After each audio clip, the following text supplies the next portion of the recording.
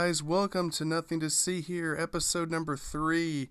Today's going to be quite a crazy episode, and I'm going to try and get through this episode without crying because this is a very sensitive topic that I don't believe I've ever talked about real much. I'm going to be talking about my grandmother. So that's pretty much the premise of today's video. I'm going to talk about my grandmother. And then we'll have another good story afterward. It's going to be about around the same time that all this took place. So the year was 2008, and it would be one of the years that I would consider one of the worst years of my life. In 2008, I lost my grandmother. Her name was Vaughn, Yvonne or Vaughn, however you want to call it, to colon cancer. And it's so strange how it all happened. It happened so quick. But just to give you a little bit of an idea, me and my grandmother, we were so close. We did everything together, and I mean we did everything together. She would take me on trips. We would go all kinds of places: the Museum of Arts and Sciences, the Grand Opera House, the theater, making plays, the fair, the Atlanta Aquarium, the Coca-Cola Museum. We'd go all over the place. We would go out of state to go places sometimes. We'd go on these big trips, and sometimes my cousin Colin would go with us. There's a bunch of pictures of us going on all these crazy places like the zoo and everything else. So we did everything together. We went to movies together. I still have a bunch of old movie tickets from way, way back when I saw like Pirates of the Caribbean 2 and, things like that. And we did everything together. She was my rock, and I miss her a bunch. And she was very strict too. She would always make me behave. Like I said in the last podcast, I was a bad kid. I always did bad things. I was not the best kid. And back when I was bad, she would smack me with this little ruler. She had this little small plastic chair in the dining room, and that was my time out. Sometimes as punishment, I would have to sit there for a while and think about what I had done, and and back in the day, that was discipline. That was how you would do a kid, when they would act up. Nowadays that's considered abuse, but I disagree. How else are you going to get a kid to learn without smacking them around with a ruler once or twice? My grandpa's cool too. He's still around with me. He's the coolest guy. I really love the long talks I have with him. Everything he's ever told me is always so fascinating. His words, are always really interesting. I always wanted to have him write a bunch of his stories down, to make a book out of, but I don't think he ever will do that. But, we would always ride around his golf cart and drive or walk around the woods. And Grandpa's philosophy was always, to put God first, and he always had a very positive outlook on everything. And he still does to this very day. And, we would ride around the golf cart. I tell you a little funny story about the golf cart. I would drive that bitch all over the place on the property. And we had this big field in the back. And one day I was being cocky, and I drove it up a little dirt hill, thinking I could drive over it, but no, I flipped that bitch over and fell out of the golf cart. But anyway, I'm getting off topic again. ADHD. Anyway, so I would stay the night at their house during the weekends, when my mom was at work, preferably on Sunday. So we'd go to church Sunday night sometimes, and then come home, and then I'd get to hang out in my room. My room was the coolest thing there at their house. It looked kind of like my room here, except I was allowed to express myself, so I was able to put all kinds of stuff on the walls and paint this and do that, and she always let me express myself in my bedroom. It doesn't like that anymore. The bedroom's pretty much empty now because it's just now like a guest bedroom over there. But I remember my bedtime ritual at their house very vividly because it was always the same. My grandmother was always reading me these little bedtime stories. And she would sing to me too. There was one song in particular that used to kind of creep me out, but I liked it at the same time. It was called Me and My Shadow. The song went something like this. It was like, me and my shadow. I'm just going to read you the lyrics. It was, me and my shadow, all alone and feeling blue. At 10 o'clock, we climb the stairs. We never knock 'cause nobody's there. It's just me and my shadow, all alone and feeling blue. And the way she sang it was very haunting to me, but it was a good song. And like I said, we read bedtime stories. Some of my favorite stories to read as a kid were like One Fish, Two Fish, Red Fish, Blue Fish, Cat in the Hat. I liked a lot of Dr. Seuss, so like Green Eggs and Ham, all those stuff. I like the Berenstain Bears, or Berenstain, however you say it. There was one really good one where they're in the woods with this like howling owl, or like all this creepy stuff you hear in the woods. That was one that I used to like to read, or it was something about the dark, I think. I can't remember. But anyway, when it was time for bed, I would, say my prayers, and she would let me pick out like a 30 to 45 minute videotape to watch. Without getting off topic, a videotape is a big plastic thing that you'd put in a television set, and it had film in it, and it would play movies. It's freaking crazy, ain't it? It's called VHS.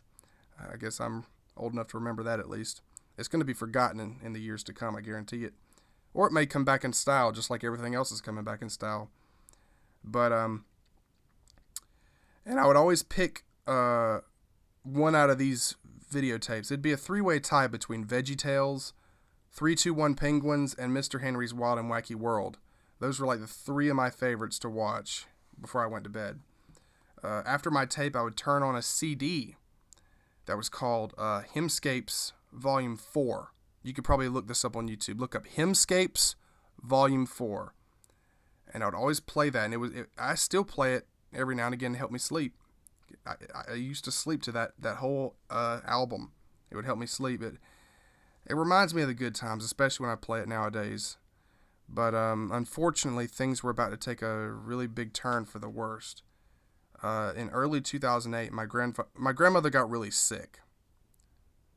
And for some odd reason, from a 10-year-old's perspective, I thought it was like ringworm or something. I don't know why I thought it was that, but her whole face was like broken out. It was all over her body.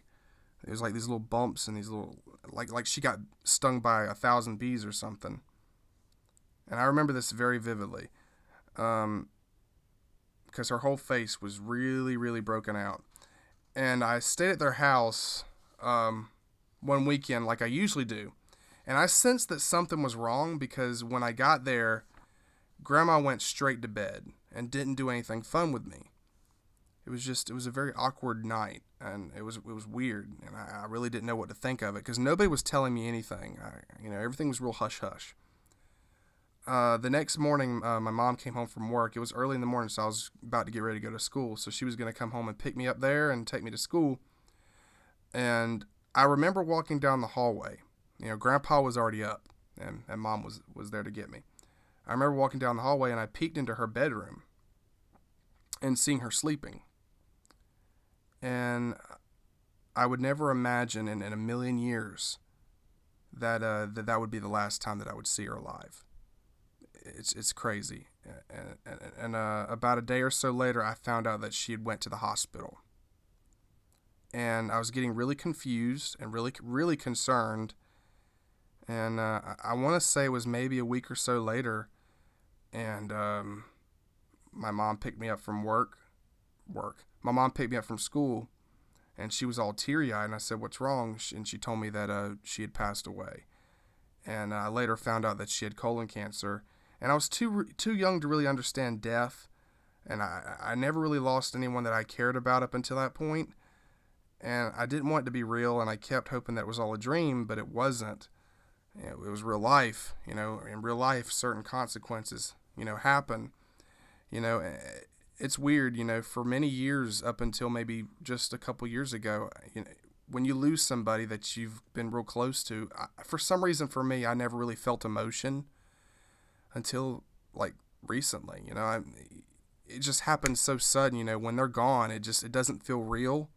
Like your brain just doesn't want to believe it's real until you finally like conjure up the idea that it is real, and it really hits you like a ton of bricks. But I remember the funeral too. It was devastating. We had our own little. I'm about to start crying. I'm fine. But we had this stretcher limo that we all rode in, the whole, like the main family, I guess. And me and Colin were too young to really understand what was going on. Like I said, I was, 10, which would have made Colin about 5 or 6 maybe. But both of us were in the car playing our Nintendo DS's, which was ridiculous. We probably shouldn't have been doing that. And yeah, everybody in my family was completely lost in their own little worlds in their head. And I don't think we ever recovered from this loss, if you want my honest opinion. She was the foundation that kind of held this family together. And when she passed away, I guess you could say it tore the family completely apart, because we really don't see each other anymore. I see my grandpa still, but I don't see my uncle much anymore. I still see certain people here and there. I see my cousin a lot, as much as I can anyway. Now that work is making it more difficult to see him, but I do see him as much as I possibly can. I guess you could say that we were just really torn apart at the time. I don't know. And we would see it's crazy. We would always see each other every Sunday, the whole family. We would all get together on Sunday afternoon after church, and we'd have Sunday dinners. My grandma would make these. She would make these. What do you call them? She'd make think Austin. Beef stew. It was like beef pot. It was pot beef stew or something like that. Whatever it was. And it was the best thing in the world, and I really miss that. And I miss the Sunday dinners that we'd have together. It's crazy. You'd have this whole family and Christmas, she would celebrate Christmas like no tomorrow. We'd have this giant tree, and everybody would get together and celebrate. But now that she's gone, Grandpa doesn't even bother putting up a Christmas tree. It's weird. And I honestly, Grandpa spoke at the funeral, and it was the first and last time. I had never seen him cry in my entire life. And seeing him cry right in front of all of us was so depressing. I had never seen that before. But if she's still out there somewhere, I do miss her, and I hope to see her again. But moving on to a more lighter topic. Again, this is right around the same time. I actually, now that I think, I lost another grandparent same year, but I think it was a few months before, and I was crying then too. It was, her name was Betty. We called her Betty Chadwick, but I called her Nana, and she passed away a few months before, and I went to her funeral as well. But again, that was another crazy moment. But moving on, we're going to go back a few months to August 9th, 2008.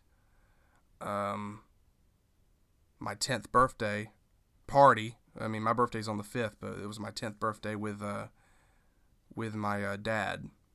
This is when he was married to his third wife.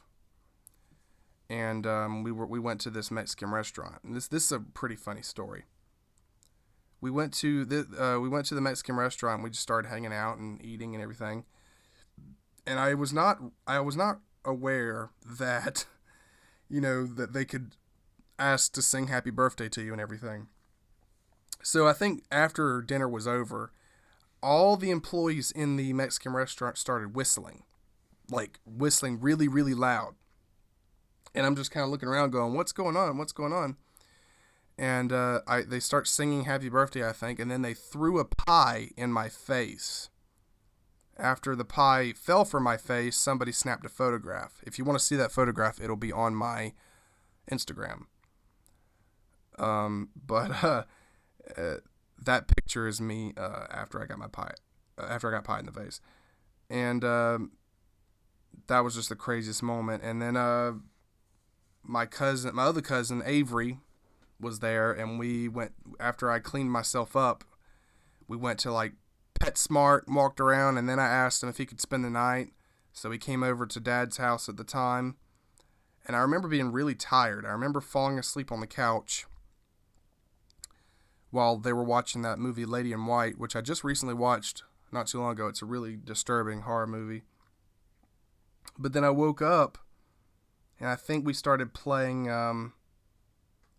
uh, hide and seek in the dark, which was a fun game. We'd all turn the lights off and play hide and seek. But and then after that, I'm just kind of, I was out there hanging with Avery and his wife at the time, and we were like playing with poppets, those little things where you throw on the ground, they make a real loud popping noise. It was on the back deck, and somewhere in the backyard stood my dad, dressed up as Jason. Now, I ain't gonna lie, I'm just gonna be completely honest with you. Like I said in the very first podcast, my dad used to love to scare the hell out of me. He still does on occasion. But back in the day when I was like 10 years old and maybe a little bit younger, I was a pussy, okay? I really was. I was a wimp. I was scared of everything. It's like the saying, I was scared of my own shadow. I was scared of literally everything. And Dad come up dressed as Jason, head to toe, full decked out in costume, had the whole thing, whole 9 yards. It looked literally legit like the movie, and I'd never seen anything so horrifying at the time. He started to walk toward us, and I started to freak out and cry. And then my cousin started throwing poppets at him, and it started hitting him in the face, and it popped as soon as he hit his mask.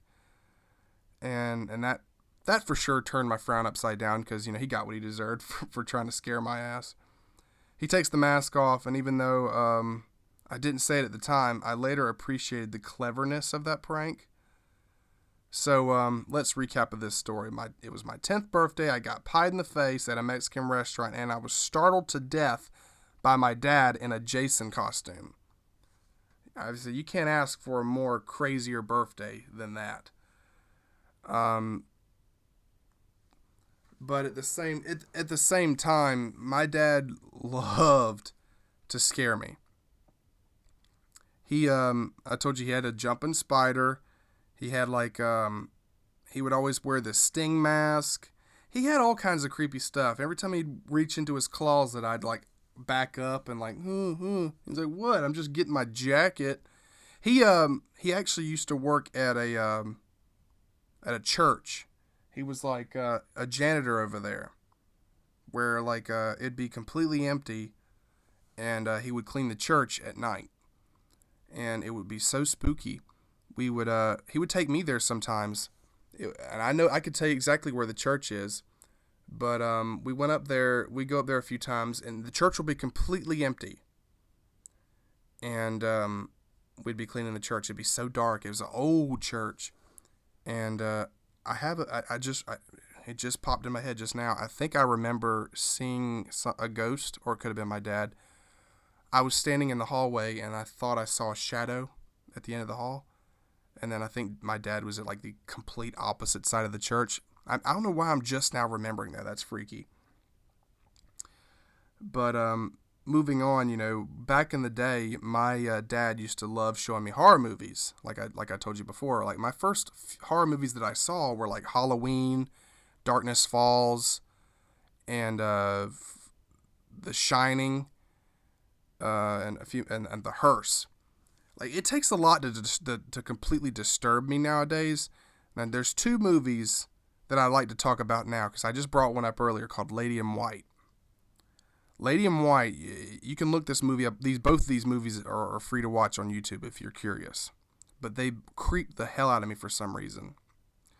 Lady in White is about a kid who goes to school, and two bullies lock him in a closet. Back in the day at schools, you'd have a little closet for your bags and your book bags and your jackets. Well, they locked him in that closet, and he was there for several hours. And while he was in there, he saw a ghost of a little girl. And then her being murdered right in front of him. Almost like a flash from the past. And then a guy comes in, I guess, looking for something. And then he strangles the boy and tries to kill him, but luckily the boy survives. So throughout the entire movie, he tries to find out who the real killer was, who murdered the little girl, and tried to murder him as well. And the little girl her mother is the Lady in White, which is some urban legend of the town. And then the whole movie, he's trying to find the killer. And it's so disturbing. I really can't explain why. The little girl, they show the whole death of like her being strangled. This is little girl, and she's like screaming for her mom, and it just bothered the hell out of me. But anyways, the other movie that really bothered me was a movie called The Hearse. This movie was released in it was 1980, and it's about a lady who leaves town to go to this house that I believe belonged to her her grandmother or great grandmother or something, or no, it was her aunt, I believe, and it was a really haunted house. Apparently she was like a devil worshiper, and she worshipped the devil, and the whole house was completely haunted, and she's being chased by this hearse with this guy in it, and it's complete. The music is what sells me in it. The music is so creepy to me. It's like this little piano. And I won't spoil the movie, but the ending of the movie, she had already left the house, and it shows the upstairs light cut on, and then like the ghost of the aunt peeks out the window and looks directly at the camera, almost as if she's looking at the audience. And that music comes on again, and then the lights cut off. It's little things like that that just freak me out. You know, that movie had some really effective jump scares. Like she's in the cemetery, and then she looks up at a tree and there's nothing there, and then she looks back up at the tree and there, boom, there's a guy standing there, and then boom, he just disappears. The scares were very cheaply done, but they were so effective. I guess from a little kid's perspective, it was just horrifying. But so yeah, those are those two movies that bother me. But there's so many more movies that really creep me out, like Insidious, Conjuring. It doesn't take much it takes a lot to scare me, so very few movies actually do that successfully. But anyway, I'm getting too far ahead anyway. I think we've reached our end of this episode, but if you want more of these, I will try my best to do more and tell as many more stories as I possibly can. I try to give these episodes a theme, but sometimes I end up getting off the rails and getting off topic. And if I do that, I apologize, because that's how my mind works. It just works just like as you're hearing it now. But if you like this, be sure to give it a thumbs up, and I'll see you guys in the next podcast. Peace.